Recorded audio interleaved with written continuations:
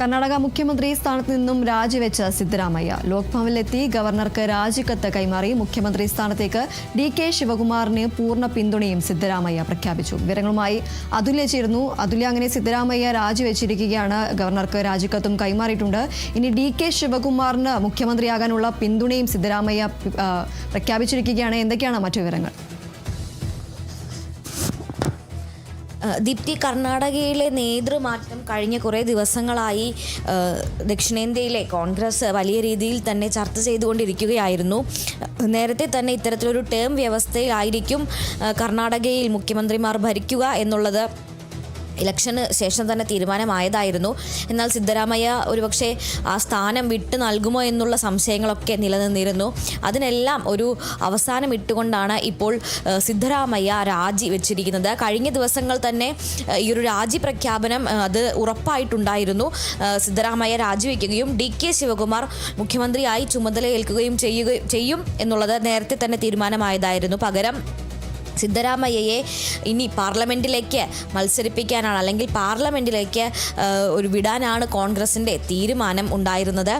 അതിൻ്റെ ചർച്ചകൾ ഹൈക്കമാൻഡുമായി നടന്നുകൊണ്ടിരിക്കുകയായിരുന്നു. അതുപോലെ തന്നെ PCCയുടെ പുതിയ അധ്യക്ഷൻ ആരായിരിക്കും എന്നതിലടക്കമുള്ള ചർച്ചകൾ തുടരുകയായിരുന്നു.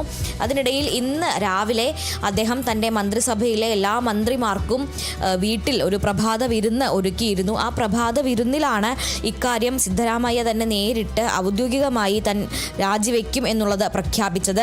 ഒരുതരം അനൗദ്യോഗിക മന്ത്രിസഭാ യോഗം എന്ന രീതിയിലാണ് രാവിലത്തെ പ്രാതൽ വിരുന്ന് അദ്ദേഹം സംഘടിപ്പിച്ചത്. തൻ്റെ ഔദ്യോഗിക വസതിയായ കാവേരിയിലാണ് അദ്ദേഹം മന്ത്രിമാർക്ക് വിരുന്നൊരുക്കിയത്. ആ പ്രഭാത വിരുന്നിലാണ് അദ്ദേഹം മന്ത്രിമാരെ അഭിസംബോധന ചെയ്യുകയും താൻ രാജിവെക്കും എന്നുള്ളൊരു കാര്യം പ്രഖ്യാപിക്കുകയും ചെയ്തത്.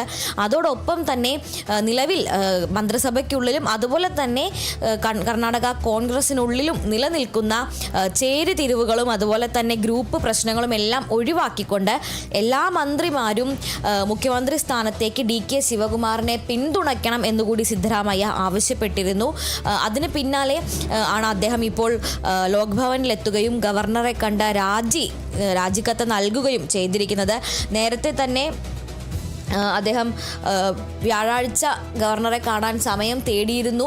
അപ്പോൾ തന്നെ ഏറെക്കുറെ ഉറപ്പായിരുന്നു അദ്ദേഹം രാജി സമർപ്പിക്കും എന്നുള്ളത്. ഇപ്പോൾ അദ്ദേഹം രാവിലത്തെ പ്രഭാത വിരുന്നിന് ശേഷം ഗവർണറെ കാണുകയും ഗവർണറെ കണ്ട് ലോക്ഭവനിലെത്തി ഗവർണറെ കണ്ട് രാജിക്കത്ത് സമർപ്പിക്കുകയും ചെയ്തു. അദ്ദേഹത്തിൻ്റെ ഏറ്റവും അടുത്ത വിശ്വസ്തർ, അല്ലെങ്കിൽ ഏറ്റവും അടുത്ത ആളായ ഭാരതി സുന്ദർ അടക്കമുള്ളവർ അദ്ദേഹത്തോടൊപ്പം ഈ ഒരു ഗവർണറെ കാണാൻ എത്തിയിരുന്നു. മാത്രമല്ല രാവിലെ അടക്കം വിരുന്ന് കഴിഞ്ഞ് അദ്ദേഹത്തിൻ്റെ രാജ്യപ്രഖ്യാപനം വന്നപ്പോഴും വലിയൊരു ജനക്കൂട്ടം അദ്ദേഹത്തിൻ്റെ വീടിന് മുന്നിൽ ഉണ്ടായിരുന്നു. അദ്ദേഹത്തെ കാണാനും അതുപോലെ തന്നെ അദ്ദേഹത്തിന് ജൈവിളികളുമായെല്ലാം വലിയൊരു ജനക്കൂട്ടം ഉണ്ടായിരുന്നു.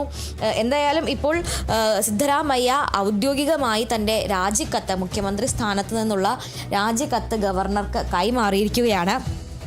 സിദ്ധരാമയ്യ രാജിവെച്ചതോടെ ഇനി നാളെ കോൺഗ്രസ് നിയമസഭാ കക്ഷി യോഗം ചേരും. അതിൽ നിലവിലെ ഉപമുഖ്യമന്ത്രി ആയിട്ടുള്ള DK ശിവകുമാറിനെ പുതിയ നിയമസഭാ കക്ഷി നേതാവായി തിരഞ്ഞെടുക്കുകയും ചെയ്യും. അതോടൊപ്പം തന്നെ സത്യപ്രതിജ്ഞ എന്തായാലും ഒരാഴ്ചയ്ക്കകം സത്യപ്രതിജ്ഞ ഉണ്ടാകും എന്നാണ് കരുതുന്നത്. ഇനി ഔദ്യോഗികമായിട്ടുള്ള ചില നടപടിക്രമങ്ങൾ മാത്രമാണ് ബാക്കിയുള്ളൂ. മറ്റ് തീരുമാനങ്ങളെല്ലാം തന്നെ എടുത്തു കഴിഞ്ഞിരിക്കുന്നത്. അതുകൊണ്ട് DK ശിവകുമാർ മുഖ്യമന്ത്രിയാവാൻ ഇനി ബാക്കിയുള്ളത് ഈ ഔദ്യോഗിക നടപടിക്രമങ്ങൾ മാത്രമാണ്. ഒരാഴ്ചയ്ക്ക് മുന്നേ എന്തായാലും, അല്ലെങ്കിൽ ഒരാഴ്ചയ്ക്കുള്ളിൽ എന്തായാലും ഈ സത്യപ്രതിജ്ഞയും ഉണ്ടാകുമെന്നാണ് കരുതുന്നത്. ഈ നടപടികൾക്കെല്ലാം മേൽനോട്ടം വഹിക്കാൻ കർണാടകയുടെ ചുമതലയുള്ള AICC ജനറൽ സെക്രട്ടറി ആയ രൺദീപ് സിംഗ് സുർജേവാല ബുധനാഴ്ച മുതൽ ബംഗളൂരുവിൽ ക്യാമ്പ് ചെയ്യുന്നുണ്ട്.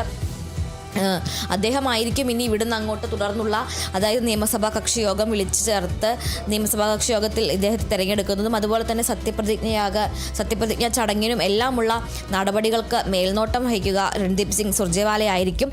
അതോടൊപ്പം തന്നെ കർണാടക PCCയുടെ പുതിയ അധ്യക്ഷന് വേണ്ടിയുള്ള ചർച്ചകളും തുടർന്നുകൊണ്ടിരിക്കുകയാണ്. ആരായിരിക്കും ഈ ഒരു അധ്യക്ഷ സ്ഥാനത്തേക്ക് എത്തുക എന്നതിൽ ഇപ്പോഴും ചർച്ചകൾ തുടരുകയാണെന്നാണ് ഹൈക്കമാൻഡ് അറിയിച്ചിരിക്കുന്നത്.